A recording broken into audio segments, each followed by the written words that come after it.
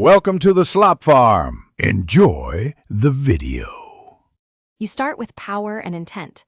Turn the car to ACC or on and power the Kenwood head unit. Once powered, press Home Settings Bluetooth to enter pairing mode. The display will show pairing or a flashing icon. Make sure your phone's Bluetooth is enabled, visible, and not already connected to another device. Then, on the phone, scan for available devices and look for the Kenwood model name.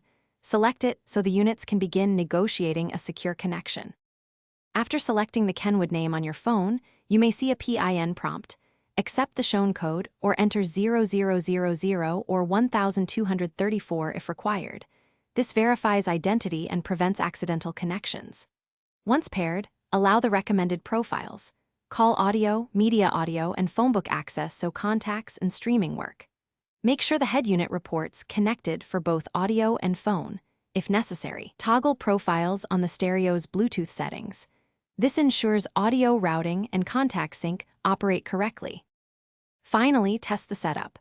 Play a track to confirm media audio and place a call to verify the microphone and speaker routing.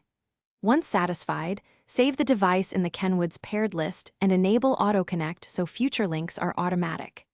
If something goes wrong, try one key fix.